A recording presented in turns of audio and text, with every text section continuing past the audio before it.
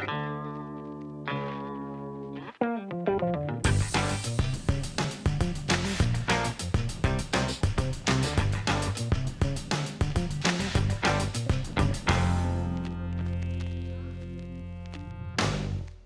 tous. Je ne sais pas si vous vous rendez compte, mesdames, messieurs, mais nous sommes en présence d'un grand monsieur.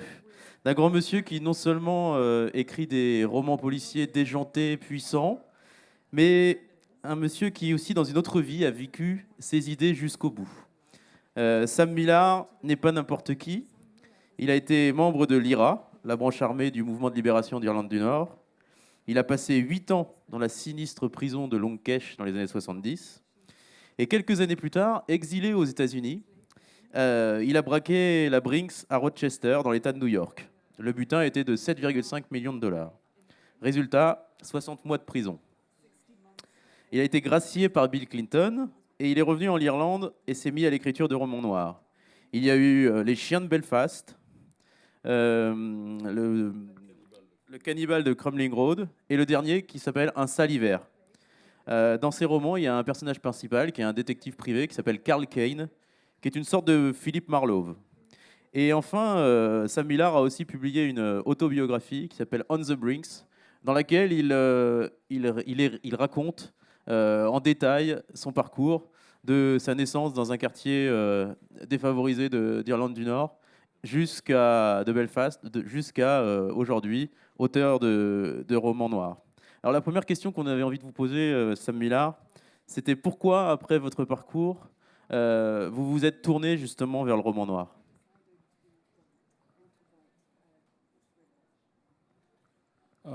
Bonjour, and thank you for having me here. It's a great pleasure.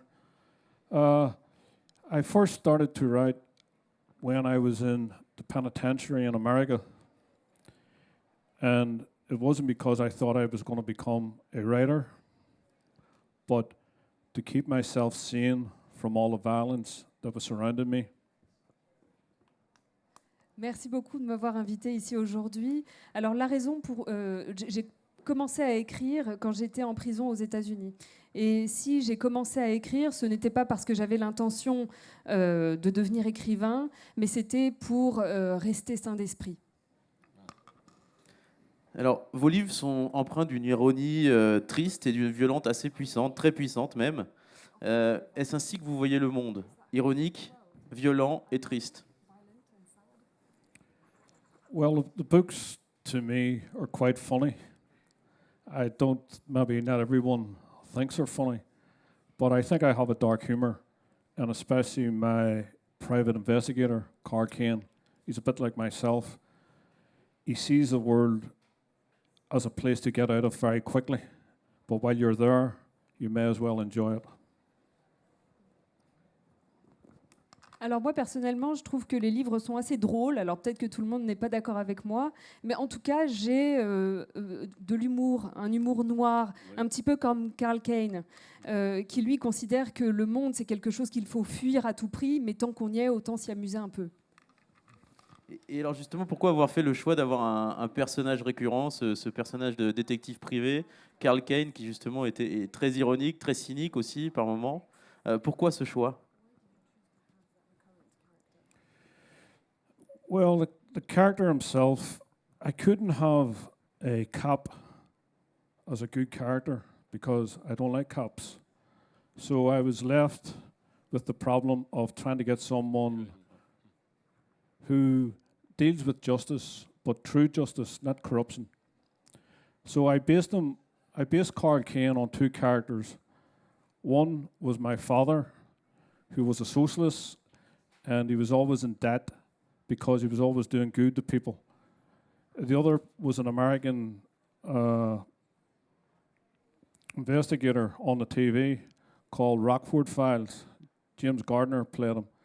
And Rockford File, no matter, he lived in an old caravan on the beach and he never had any money.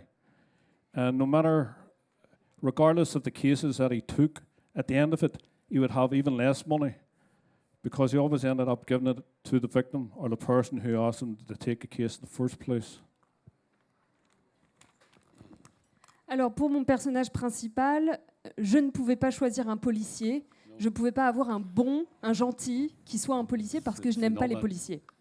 Oui. Donc, il fallait que je trouve un justicier, donc quelqu'un qui s'occupe de justice sans être corrompu. Alors, pour ce qui est de Karl Kane, il est basé sur 2 personnes.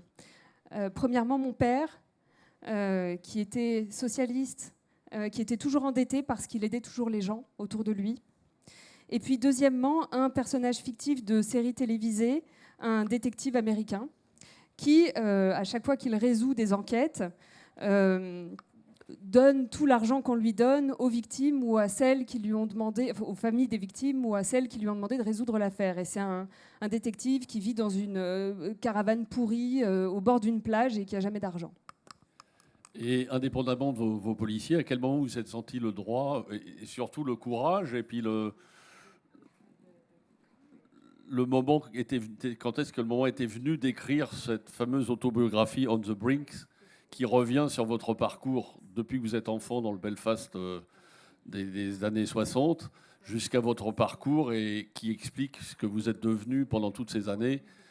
À quel moment avez-vous envie est-ce pour vous justifier, pour expliquer votre parcours parce que c'est un bouquin qui est totalement bouleversant, je le dis aux gens qui sont là, qui est une noirceur absolue, mais en même temps qui explique vraiment le parcours d'un homme et le choix jusqu'où peut-il aller, ce qui est quand même de nos jours, on peut contester le choix bien sûr, mais en même temps admirer le parcours et le fait d'aller jusqu'au bout de ses idées.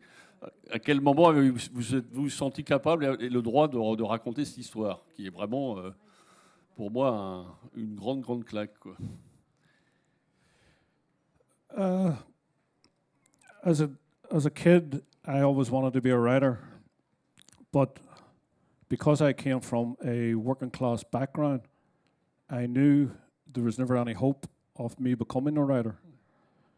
Lucky enough, at the end of my street, we had the public library. Oh my God. Sorry. The Green Drive. Sorry.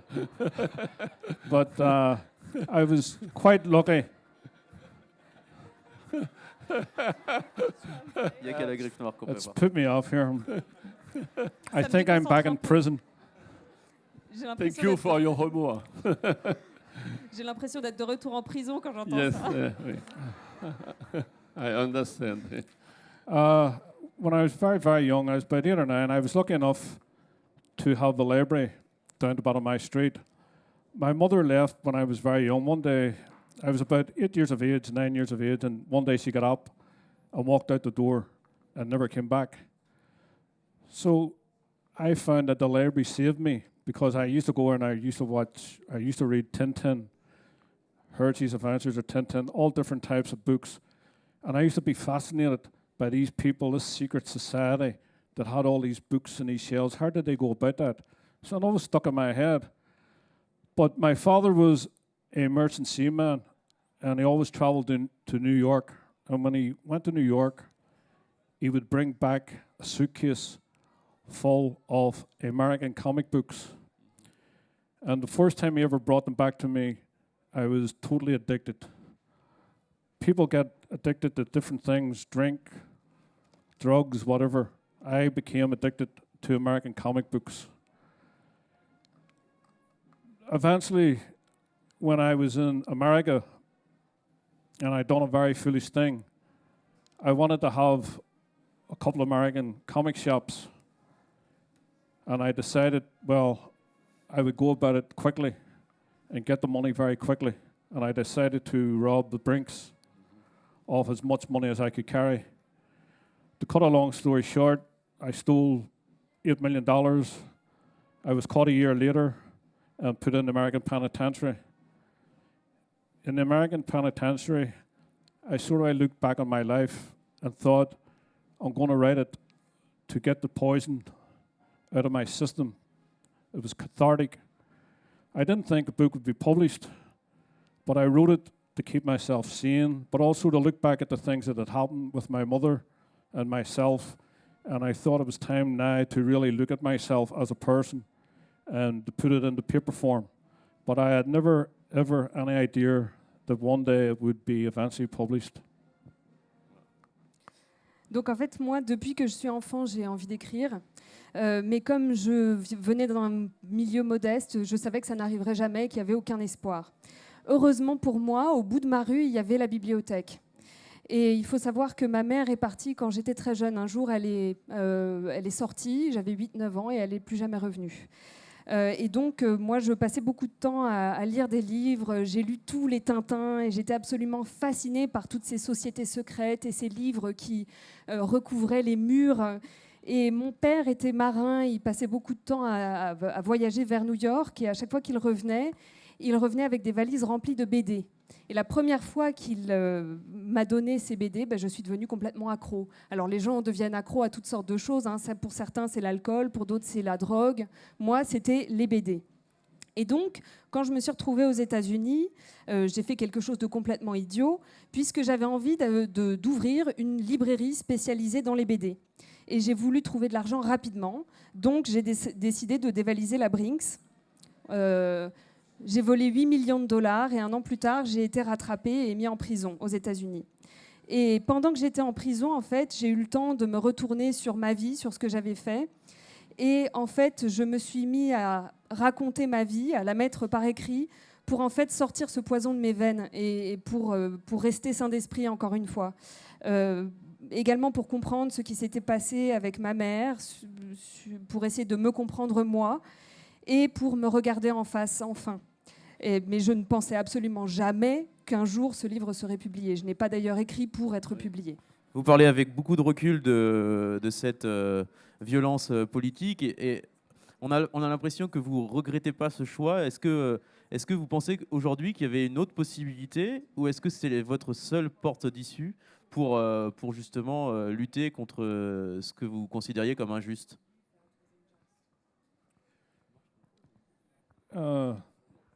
The political violence, as you call it, was the way I was brought up in Ireland. It was occupied by Britain.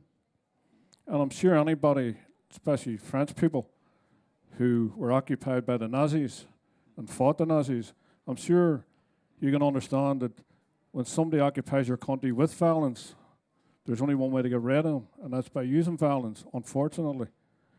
I was 16, and my brothers were all politically aware. They believed in fighting force with force. I didn't.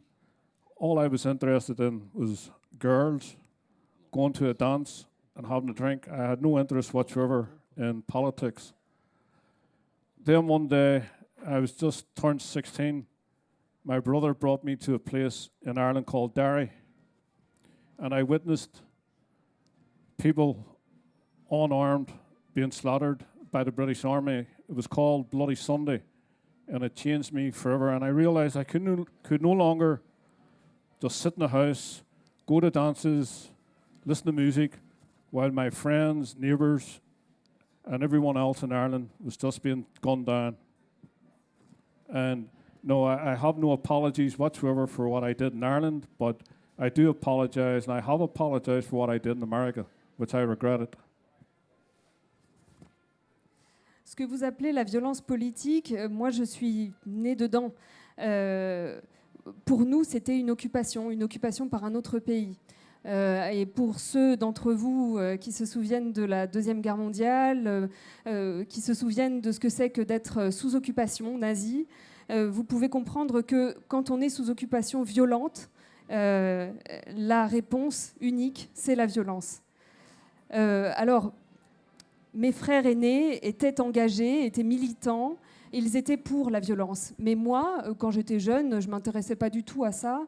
Moi, j'étais intéressée par les nanas, j'étais intéressée par la boisson, j'allais boire des coups, j'allais danser. Mais à l'âge de 16 ans, mes frères m'ont emmenée à un endroit qui s'appelle Derry. Et là, de mes yeux, j'ai vu des hommes qui n'étaient pas armés et qui ont été tués par l'armée. C'est la journée qu'on appelle maintenant Bloody Sunday. Bloody Sunday. Voilà. Et bien évidemment, à partir de ce moment-là, il m'a été impossible de retourner chez moi et de reprendre ma vie normale, aller danser, aller boire des coups. C'était absolument impossible de faire ça, alors que je savais qu'il y avait des hommes, des femmes, des voisins autour de moi qui se faisaient tuer de partout. Donc non, je ne me suis jamais excusée de ce que j'ai fait là-bas. En revanche, je me suis excusée de ce que j'ai fait aux États-Unis et effectivement, je le regrette. Oui. Merci beaucoup. Juste un mot, je voudrais vous remercier de votre venue parce que vraiment votre livre m'a vraiment totalement bouleversé. Je vous invite tous à le découvrir et à parler, à continuer à parler avec Sam Millar. Et je le remercie surtout pour l'humour qu'il a, vu le parcours qu'il a eu, de venir dans un salon à l'effigie de la reine. Je m'en excuse, mais je le remercie malgré tout d'être là. Et merci beaucoup de votre venue. C'est un vrai plaisir. Merci Sam Millar. Merci beaucoup. Thank you. Thank you for